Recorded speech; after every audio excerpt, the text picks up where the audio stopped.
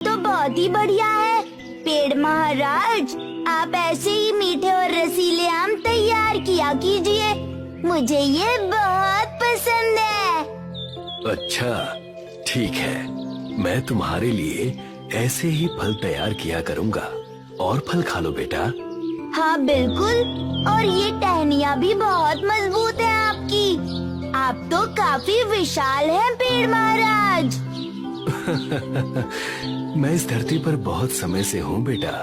बहुत धूप देखी, बहुत छांव देखे, गर्मी, बारिश, सर्दी, बसंत, ना जाने इन वर्षों में कितनी ऋतुएं आईं और चली गईं। आपने इतनी धूप सही और बारिश देखी, पर फिर भी आप हमसे बिना कुछ मांगे छांव देते हैं। आप तो सचमुच बहुत अच्छे हैं पेड़ महाराज। तुम मेरी छांव पाकर खुश हो ना? मेरे लिए यही बहुत खुशी की बात है मेरे बच्चे। आराम से खा लो। बहुत खेल लिया पेड़ महाराज, अब मैं यहीं आपकी छांव में सो जाऊंगा। ठीक है बेटा, सो जाओ। मनु टहनियों से उतरकर पेड़ की छांव में सो जाता है। कुछ देर शीतल हवा में लेटने के बाद एक लड़का वहाँ आ जाता है और मनु को उठा देता है। कौन हो भाई? इतनी अच्छी नींद आई थी, उठा दिया। मेरा नाम अनुज है, इस गांव में नया आया हूँ, मेरे दोस्त बनोगे? हाँ बिल्कुल, आओ चलो तुम्हारे घर चलते हैं खेलने के लिए। चलो, मेरी मम्मी ने पकवान भी बनाए हैं। मनु अनुज के साथ उसके घर खेलने चला जाता है। मनु पेड़ को बहुत प्यार करता था और पेड़ मनु को। देखते ही देखते समय बीत गया और अब मनु 6 से 12 वर्ष का हो गया था और पेड़ के पास खेलने नहीं जाता था। एक दिन मनु पेड़ के पास आता है। पेड़ बहुत खुश हो जाता है, पर मनु कुछ दुखी सा दिखाई दे रहा था। क्या बात है मनु, बहुत दुखी दिखाई दे रहे हो? आओ कुछ देर मेरे साथ भी खेल लो।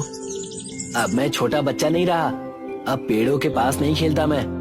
पेड़ को ये सुनकर थोड़ा बुरा लगा, पर उसने मनु से कहा, कोई बात नहीं मनु। अच्छा ये तो बताओ कि तुम उदास क्यों दिखाई दे रहे हो? मुझे खिलौने चाहिए, पर मेरे पास पैसे नहीं है। अच्छा, अब मैं खिलौने तो नहीं उगाता, आम उगाता हूँ मनु। इसीलिए तो कहा रहने दो आप। लेकिन हाँ, तुम ये आम लो, इन्हें बेचकर तुम्हें पैसे मिल जाएंगे, फिर तुम खिलौने खरीद लेना। अब मेरे पास खिलौने हो जाएंगे। आपका धन्यवाद पेड़ जी।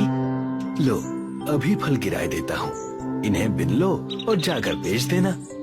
जी पेड़ जी। पेड़ ने अपनी इच्छा से कई सारे फल गिरा दिए।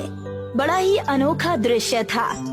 बस प्रेम के लिए बिना किसी स्वार्थ पेड़ स्वयं अपने फल दे रहा था, ताकि उस बच्चे की मनोकामना पूरी हो और वो खुश हो जाए। मनु ने सारे फल अपने कपड़ों में बांध लिए और कहा, अब मैं खूब खिलौने खरीदूंगा अपने फलों से।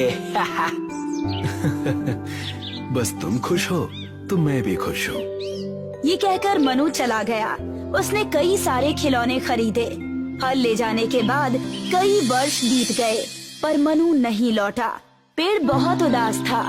आज मनु, जो लड़के से अब आदमी हो चुका था, फिर पेड़ के पास लौटा। पेड़ उसे देखकर बहुत खुश हो गया। मनु, लगता है आज इतने वर्षों बाद तुम्हें मेरे साथ खेलने का मौका मिला है। मेरी टहनियों पर खेलोगे या ये मीठे रसीले फल खाओगे या फिर मेरी छांव में आराम करोगे? मेरे पास खेलने का समय नहीं है। ऐसा क्यों भाई? बचपन में तो यहीं आकर मेरी छांव में आराम करते थे और टहनियों पर खेलते थे। हाँ, पर तब मैं छोटा था। अब मेरा परिवार है, मुझे उनके लिए काम करना है और घर बनाना है। पेड़, तुम मेरी इसमें कुछ मदद क्यों नहीं करते? अच्छा, पर मेरे पास तो घर है नहीं, तो मैं तुम्हें घर कैसे दूं? हाँ, सही कह रहे हो।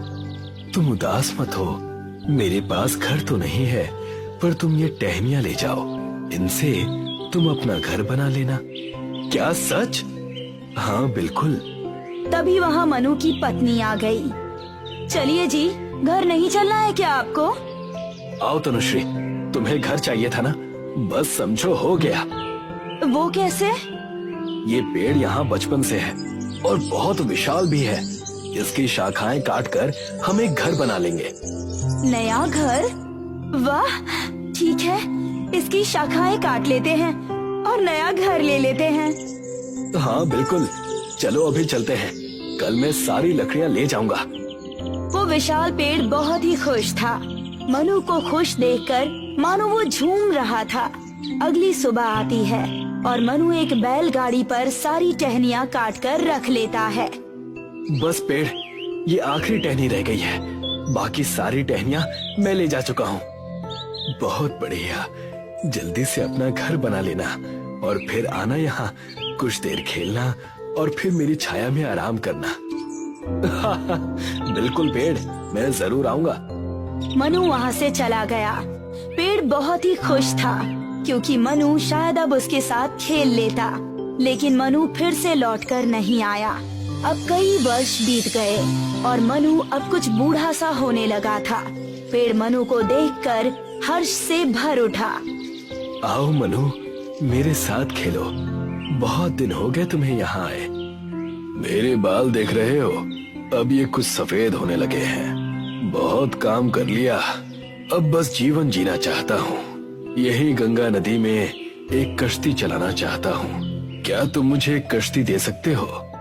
तुम ऐसा करो कि मेरे तने को काट ले जाओ।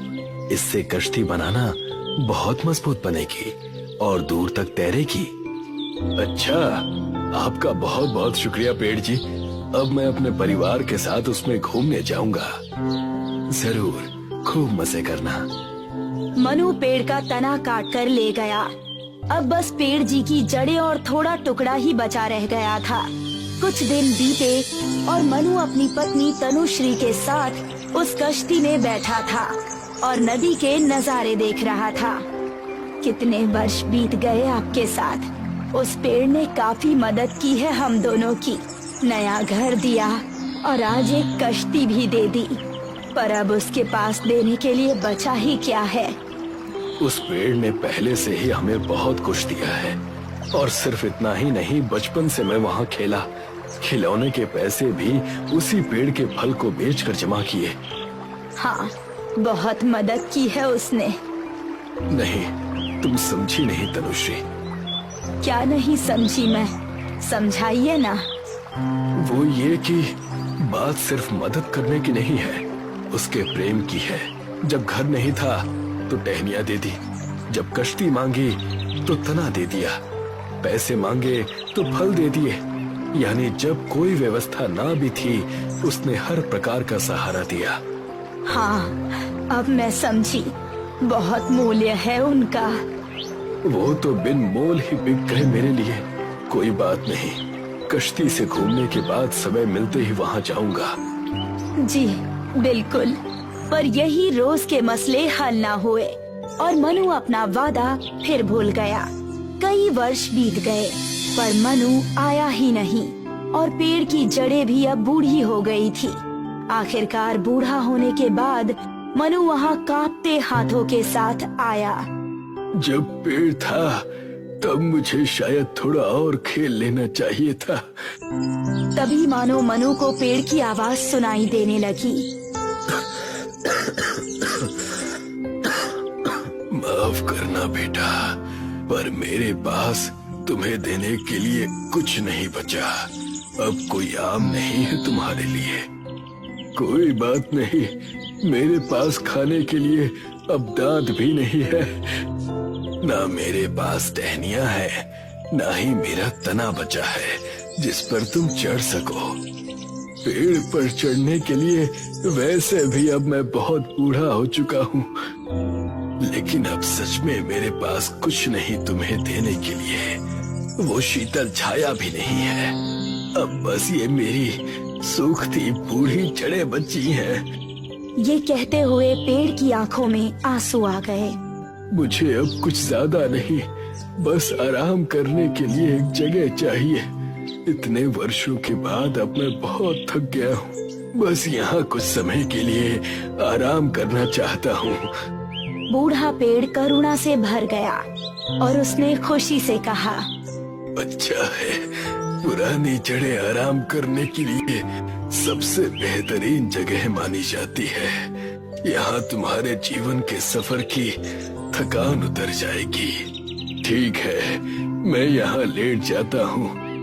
मनु वहाँ जाकर लेट गया और फिर उस गुजरे कल के पेड़ के पास उसने वो छाया पाई जो सूरज की धूप से नहीं बल्कि जीवन की धूप से बचाती है। ये कहानी सिर्फ पेड़ और मनु की नहीं बल्कि हम सबकी है। पेड़ माता पिता की तरह निस्वार्थ होते हैं।